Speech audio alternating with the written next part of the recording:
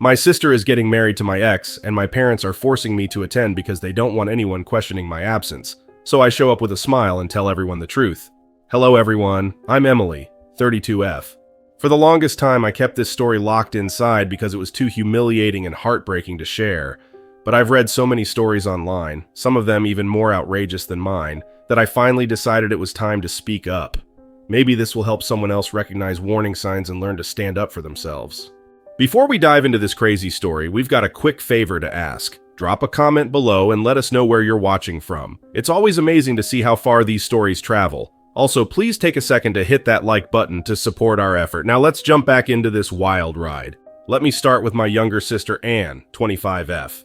Even before the betrayal happened, Anne and I had a rocky relationship. Growing up, we never had that tight best friend type of bond that some sisters share. Instead, there was always an unspoken rivalry. Anne loved attention. She thrived on being praised and noticed by anyone and everyone. Our parents adored her. Mom and Dad weren't unkind to me, but they definitely gave Anne more leeway, more compliments, and more benefit of the doubt. I remember small moments from our childhood that hinted Anne was the golden child. For example, if I scored a high grade in school, my parents would congratulate me, but then they'd quickly focus on Anne's upcoming recital, or her soccer match, or her wonderful sense of style. If she and I argued, they usually assumed I was the one at fault because I was older, so I should know better. Over time, I learned to keep my achievements to myself to avoid the constant competition. Still, I never guessed she'd one day cross the biggest line possible. I met Mike, 32M, 3 years ago at a friend's birthday party. He was charming, funny, and seemed genuinely interested in what I had to say. We exchanged numbers, started texting constantly, and soon began dating. For the first few months, it felt like a dream. He'd show up at my workplace with coffee, plan cute date nights, and even remember little details about my preferences, like how I hated hazelnut syrup but loved caramel. However, as the months went by, I noticed small things that made me uneasy. Mike always angled his phone away from me when texting. He'd quickly change the subject if I asked who was calling. Once, I jokingly tried to grab his phone to see a funny meme, and he snatched it back so fast it made my head spin. He also claimed he had late work meetings or urgent deadlines at odd hours. But I didn't push him, mostly because I'd grown up believing it was important to keep the peace and trust people you love. I told myself he was just private or maybe stressed from work. Another piece of the puzzle was how Mike acted around Anne.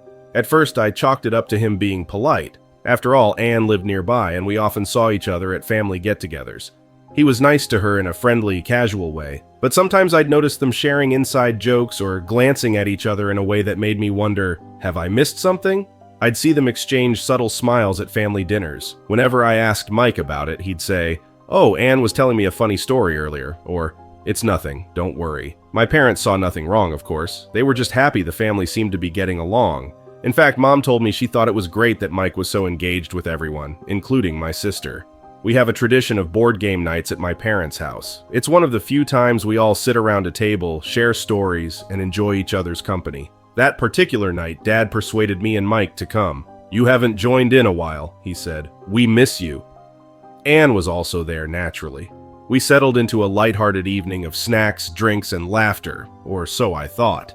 In the middle of a round of Clue, I realized Mike had been gone for a good 15 or 20 minutes. He said he needed to step out for a moment. At first, I wasn't concerned, but then a feeling in my gut told me something was off. I got up to look for him. I checked the kitchen, empty. The bathroom, no one there. Finally, I went down the hallway and heard a hushed giggle. When I opened a side door, there they were. Mike and Anne, caught in a position that left no doubt they were doing more than talking. My heart pounded so loud I could barely hear anything else. I didn't scream or rant. Instead, I froze. My mind went blank, like my body shifted to autopilot. I quietly turned around, walked to the front door, and left. My dad was still in the living room, laughing at something, not even realizing I was gone. I got into my car and started driving home. I must have been gripping the steering wheel with all my strength because later I noticed my hands were stiff. When I got home, I locked the door, sank onto the couch, and stared at the wall for hours. My thoughts were jumbled. How long had this been going on? How could my sister do this to me? How could Mike? I felt sick. Eventually, I grabbed my phone and blocked Mike on every app. Phone, texts, social media. I also blocked Anne. I wasn't in the mood for explanations or excuses. For a few days, I told no one. I felt numb, ashamed, and somehow responsible, like I should have noticed the signs earlier. My parents tried to reach me, wondering why I left game night so suddenly. I just said I had a migraine, which wasn't entirely untrue. It felt like my head was splitting from the stress. Anne didn't reach out much. She sent a couple of messages. "Hey, are you okay?" But I deleted them. Mike never tried to contact me directly, probably because he was blocked everywhere. Maybe he realized there was no point.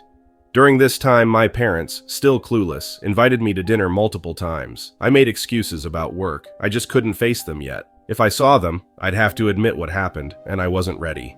In those lonely weeks, I found myself thinking back to my childhood. All those little slights and moments of feeling overshadowed by Anne replayed in my mind. I remembered how, whenever I accomplished something, like getting into a good college or landing my first decent job, Anne managed to pull attention toward herself. Once I got promoted at work, and when I told my parents, Anne announced she was moving into a fancy new apartment with her friend. Suddenly, everyone was focused on Anne. My parents would sigh, "She's the younger sister, you should be happy for her." But now, it was beyond sibling rivalry. She had taken my boyfriend. About 3 months later, I was finally feeling a bit more stable. I avoided Mike, Anne, and large family gatherings. I still hadn't found the courage to tell my parents what happened, though I suspected they might have heard rumors. Then, one morning my phone buzzed with a message. It was from Anne, an invitation to her wedding with Mike. I stared at it, stunned. Was she serious? Did she expect me to be happy for them and stand there like nothing had happened? My first instinct was to delete the invitation and pretend it never existed. But a few days later, my parents called. They asked if I'd seen Anne's message and said, "We really want you there. People would wonder why you're missing on such an important day." That's when I realized my parents were more worried about appearances than my feelings. They were basically asking me to smile and nod for family harmony. I refused. I said something like, "I'm not going to that wedding, and you know why." My dad seemed confused, asking, "What do you mean?" My mom got defensive, saying it was time to move on, that holding grudges only hurts you. I ended the call, exhausted by their denial. That very evening, Anne called me. I almost declined, but curiosity made me pick up. She sounded drunk, her words slurring, her tone oddly cheerful. She started talking about how Mike and she were soulmates, destined from the start. Then she laughed and said something that made my blood run cold. "You know he only dated you to get closer to me, right?" She giggled like it was a hilarious joke. I clamped a hand over my mouth, trying not to let her hear me gasp. She went on to explain that Mike's parents had offered him a high-level position in their family business if he got married before his older brother. Apparently, Anne jumped at the chance because it meant marrying into money and influence. She practically bragged about how they were set for life. "Unless you screw it up somehow," she added with a sneer. I was speechless. Anne was admitting that this wedding was all about money and timing, not love. After a moment of shock, something in me snapped. All the resentment, the betrayal, and the humiliation turned into a cold determination. I told Anne in the sweetest, fakest voice I could manage, "I'd love to come. Of course I'll be there." She was too drunk to question my sudden change of heart and just giggled in response. Right after that call, I rang my parents and calmly stated that I had changed my mind about the wedding. My mom nearly cried with relief, going on about how proud she was of me for being the bigger person. My dad made a relieved noise too, saying, "I knew you'd come around." Neither of them suspected what I was really planning. I think they were just glad there wouldn't be awkward questions from relatives. I spent the next few weeks collecting small bits of evidence. Anne, in her vanity, sometimes posted hints on social media about their motivations, like photos of expensive gifts with captions like, "So lucky to marry into an amazing family business," or "Hard work pays off, especially with the right connections." I took screenshots just in case. I also saved the wedding invitation message that mentioned the date and how excited they were to celebrate with Mike's business partners. Internally, I debated how far to go. Part of me worried I might look petty or vindictive, but every time I had second thoughts, I remembered Anne's cruel laughter and my parents' dismissal of my pain. They wanted a quiet wedding, a picture-perfect event. Well, they were going to get some truth instead. The wedding venue was a grand ballroom at a fancy hotel, complete with crystal chandeliers and elaborate floral arrangements. The color scheme was baby blue and silver, and everything looked meticulously planned. I arrived in a dress that towed the line of acceptable wedding attire, just shy of white, more like a champagne color. People immediately gave me curious glances. Some of the older relatives who had come from out of town were excited to see me, while a few younger cousins who knew the drama watched me like hawks. I saw Anne greeting guests. She wore a stunning white gown, her hair in an elegant updo, a fake smile plastered on her face. When she spotted me, her expression flickered. She forced a small laugh, commented on my bold color choice, then breezed off. Mike was nearby, shaking hands with his parents' business friends, wearing a carefully rehearsed grin. The ceremony itself was short. They recited vows about love and commitment, exchanging rings and a kiss while everyone applauded. My parents sat in the front row, tears in their eyes, looking like they'd achieved the perfect family moment. The whole thing made me feel sick to my stomach, but I kept my composure. After the ceremony, we moved into a lavish reception hall with white linens, more flower arrangements, and an open bar. People mingled, sipping expensive champagne, waiting for the toasts. The MC welcomed everyone and introduced the bride and groom as the perfect couple. Then it was time for the speeches. First, Anne's best friend made a short, heartfelt speech about how the two had always dreamed of double weddings and living happily ever after. Next, Mike's brother said a few words about how proud he was of them. Finally, it was my turn. My parents had strongly encouraged me to speak, thinking it would show we were all one big, happy family. I stood, took the microphone, and thanked everyone for coming. I smiled at Anne and Mike, doing my best to project warmth.